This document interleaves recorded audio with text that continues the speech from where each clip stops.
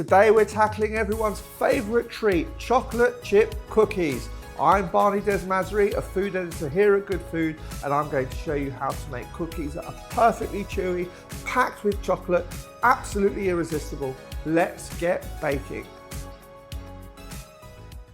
For our chocolate chip cookies, we're going to need a handful of ingredients. We've got some butter, which we're going to turn into brown butter.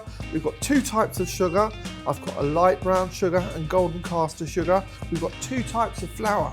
So a rye flour that's going to add a lovely nuttiness. Then we've got some plain flour, some baking powder, some sea salt, some vanilla, and some eggs. And of course, some chocolate chips. So the first thing we need to do to make our cookies is to turn our butter into brown butter.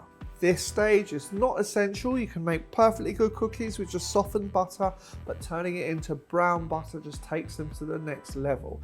It gives the flavor of the butter a more caramelized flavor. It makes the butter taste a bit nuttier. Also, butter is about 15% water.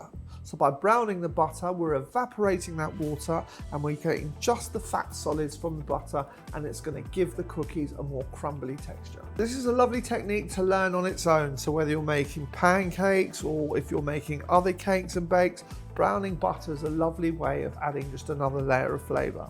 Now to do that, you need to get a pan on a medium heat. We're just going to add our butter to the pan. So first our butter is going to melt, then we want to sizzle it and simmer it, and the water in the butter is going to evaporate, and then what we're going to be left with is the fat solids. At this stage we just keep an eye on it, ready to catch it once it starts to burn. So you can see the change. It goes from sizzling to all of a sudden being clear.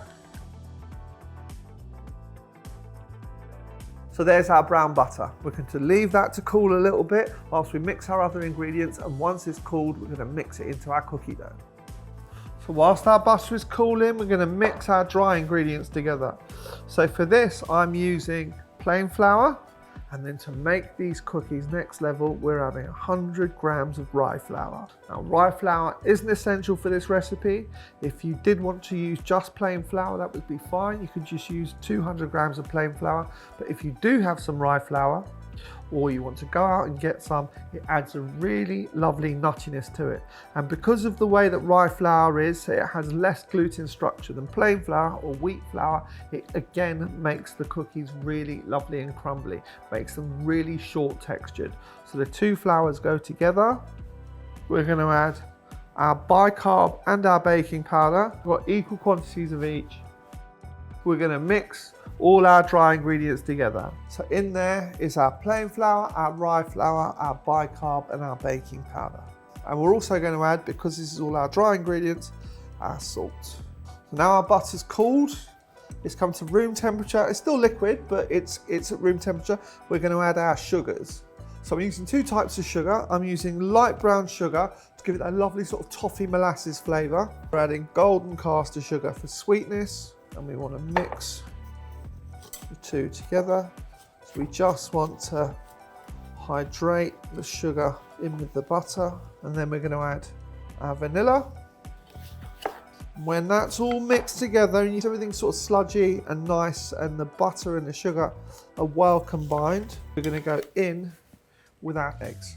So the egg yolks are there to give it richness and to bind everything. So we've got 3 egg yolks. They're going to give the cookies a lovely shine. Then we've got 1 egg white, which is there to add a bit of liquid, make the dough easy to work with. So that's the texture of, looks like treacle. It looks like, you know when honey goes all grainy? There's our wet mixture. Then we bring back our dry mixture, and we're going to add the two together. They're going to mix in our flours, and we just want to combine everything into quite a loose dough. Once our mixture's combined into what's like wet sand that drops off your spoon like that, that is ready. Now it comes to the best bit, the chocolate. You have 2 options. Now these are chocolate chip cookies, and if you like chocolate chips, then you use chocolate chips. Here we have a mixture of milk chocolate and dark chocolate. But for the more sort of rustic American puddles of chocolate, where you're going to get bits of uneven chocolate, then you're going to get yourself a chocolate bar and you're going to cut it into chunks. Here we're using chocolate chips because we're making a classic chocolate chip cookie. In with our chocolate. Then it's just a matter of folding the chocolate through our mixture. So there we have our chocolate chipped cookie dough.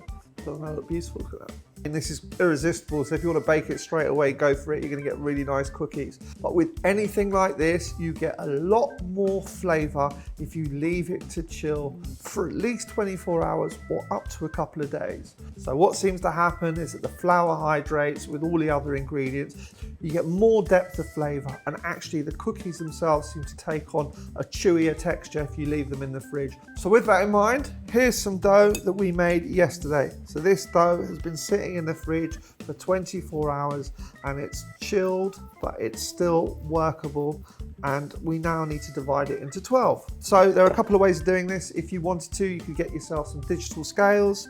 You could measure the whole mixture and divide it into 12, which is quite a long process, or for a rough estimate, an easy way of doing this would be to get your mixture, roll it roughly into a log, and then to get it into 12, you want to halve it, and you want to halve it again, and then each quarter is going to be roughly 3. So there's 1, 2, 3. Reasonably even-sized cookies. So we take our cookie dough. So we're rolling that to, the size of a golf ball, or we're trying to think of something edible, maybe the size of a small plum or an apricot. But there we have one of our cookies, and we're just going to place that on a lined tray, and it's going to be 6 per tray. So what I do at home is have a bag of ready rolled cookie balls, and whenever we fancy a bit of a treat, we cook as many as we want straight from the freezer. When you do bake them from frozen, you need to add about 2 minutes to the cooking time. So there's our cookies rolled. We're going to pop them into an oven, which is at 180, which is 160 fan for 10 minutes. And then I'm going to show you a little trick to get a lovely ripple effect on your cookies. So our cookies have had 10 minutes, and to give them a lovely rippled effect, we're going to slam them against the surface. Now this is totally optional. You'll have perfectly delicious cookies without doing this, but this is just a bit of a trick to kind of get a really lovely cracked ripple effect on your cookies. The verdict's out as to whether or not this makes any difference, but let's give it a try and have a look. Lovely, that's really spread them out actually. So I'm going to sprinkle them with a little bit more sea salt to give them a little bit of crunch. And now we're going to put them back in the oven. Now how long you cook them for next is totally up to you. 3 minutes is going to give you a really chewy, slightly raw cookie dough in the middle texture. So that's 3 extra minutes. Then 5 extra minutes is going to give you a cookie that's cooked all the way through and sort of a lot more crispy around the edges. I'm putting them in for another 3. So here are our cookies out the oven. I've let them cool for about 10 minutes on the tray. Can you see that? That looks beautiful. So you've got that lovely crinkle effect from where we slammed it against the tin, and it's still really oozy and kind of slightly raw cookie dough in the middle, but the outside is crunchy. You just get a lovely warm, wow. You get those lovely little pockets of chocolate. There's a lot of salt in there, but I think the salt's needed against that brown sugar and that chocolate. Truly, truly next level. Thanks so much for watching. Get the full recipe in the description. Don't forget to like, subscribe, and hit the bell icon for more mouth-watering recipes, or visit goodfood.com or download our app. Drop us a comment below and tell us how you like your cookies.